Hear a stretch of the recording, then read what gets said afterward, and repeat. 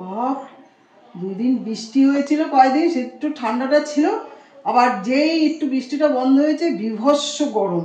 এই গরমের মধ্যে আর রান্না বান্না করার ইচ্ছা নেই। বন্ধুরা দেখো, আজকে শনিবারের নতুন একটা ভিডিও তোমাদের কাছে নিয়ে চলে আসলাম। নিরামিষ রান্না, তোমরা তো এতদিনে বুঝেই গেছো শনিবার আমি নিরামিষ খাই।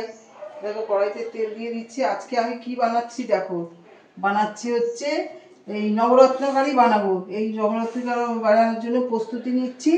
এই দেখো এখানে গাজর, বিনস, ক্যাপসিকাম, একটু আলুও দিয়েছি আমার ছেলের অনুরোধে, ছেলে ভালোবাসে আলু খেতে, এই দিয়েছি। আর এই দেখো পনিরটাকে এই যে মাখছি, দেখো কর্নফ্লাওয়ার দিয়ে, একটু কর্নফ্লাওয়ার আর একটু অল্প একটুখানি চালের গুঁড়ো ব্যবহার করেছি আমি। কেন বলো তো, চালের গুঁড়োটা দিলে একটু মচমচে ভাব হবে পনিরগুলো, ওই জন্য একটু কর্নফ্লাওয়ার দিয়ে নিয়েছি মাখাটার মধ্যে।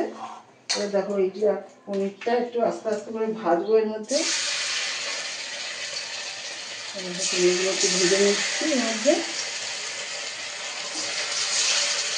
সবজি দিয়ে ওইটা বানাবো তো নবরত্ন কারিটা, ওই জন্য পনিরটাকে একটুখানি হালকা করে এসে দিয়ে ভেজে নিলে পনিরগুলো একটু মচমচ লাগবে খেতে।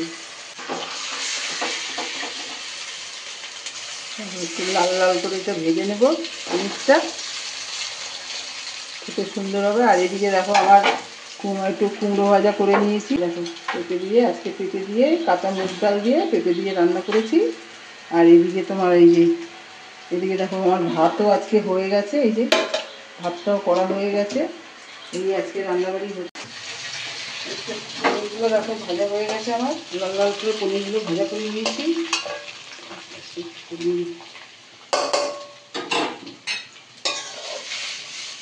পনিরগুলোকে নামিয়ে নিচ্ছি আস্তে আস্তে।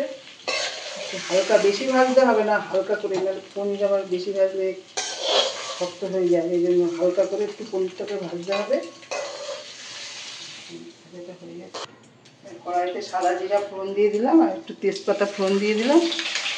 এর মধ্যে এই দেখো এইটা তোমার এই যে পোস্ত বাটাটা করে রেখে দিয়েছি, এই পোস্ত বাটার মধ্যে তোমার আমি একটু আর একটু মশলা অ্যাড করেছি পোস্ত বাটার মধ্যে। তোমার এই ক্যাপসিকাম আর গাজর আর বিনস আর একটু আলু, এইগুলো দিয়ে একটু ভাজা ভাজা করবো। ভাজা ভাজা করে পোস্তটা তারপরে দিয়ে দেবো এর মধ্যে। বেশি হলুদ দিতে নেই, আমি একটু হালকা করে হলুদ দিই। আর একটু মিষ্টি দিচ্ছি, এরকম মিষ্টিটাও অল্প দিলেই হবে। এই নবরত্ন কারিটা একটুখানি মিষ্টি মিষ্টি ভালো লাগে খেতে। একটু এরকম নুন দিয়ে দিলাম মধ্যে। সবজিগুলো একটু ভালো ভালো করবো।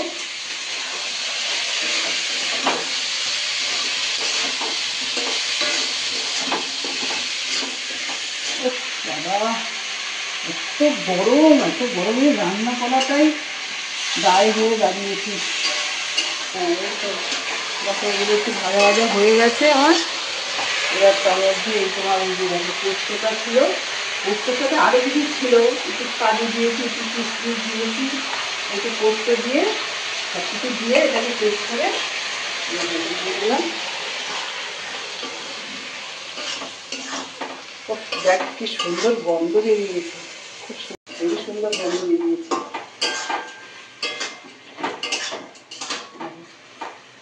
আর এখানে একটু গরম জল করে রেখেছিলাম, গরম জলটা দিয়ে দেবো। পোস্ত তো ওই জন্য একটু বেশি ভাজা ভাজা করতে নেই, হালকা পোস্তর গন্ধটা তাহলে চলে যাবে। একটু হালকা ভেজে এরকম জল দিয়ে দিলাম, বিস্কুটটা দিয়েই জলটা দিয়ে দিলাম। দেখো কত সুন্দর কালারটা এসছে, দেখো ভালো লাগছে তো রান্নাটা দেখে বন্ধুরা। দেখো এই দেখো এবার পনিরটা দিয়ে দিলাম, দেখো এই পনিরটা দিয়ে দিলাম। পনিরটা দিয়ে একটু চাপা দিয়ে রাখবো, 2-3 মিনিট চাপা দিয়ে রেখে তারপর এটাকে নামিয়ে নেবো। এবারে এই দেখো আমার এই নবরত্নকারী রান্নাটা তোমাদের দেখাচ্ছি, কেমন লাগছে তোমরা দেখে একটু কমেন্টস করবে, ভালো লাগলে একটু লাইক করে দেবে, ঠিক আছে? সবাইকে একটু শেয়ার করে দেবে, তোমাদের ভালো লাগলে একটু শেয়ার করে দেবে, তাহলে তো আমি আর একটু রান্নার উৎসাহটা পাবো। তারপর একটু দাঁড়াও, এটা হচ্ছে, একটু নামানোর সময় তোমাদেরকে দেখাচ্ছি কেমন হয়েছে রান্নাটা, ঠিক আছে? দেখি মনে হয় এবার আমার যে রত্ন কারিটা বোধহয় হয়ে গেছে। বাবা ঢাকনাটা খুলেছি দেখি। হ্যাঁ বাবা হয়ে গেছে গো বন্ধুরা, হয়ে গেছে। এই যে রত্ন কারি হয়ে গেছে। এই দেখো নামানোর সময় একটু ঘি দিয়ে দিলাম এর মধ্যে, ঘি দিয়ে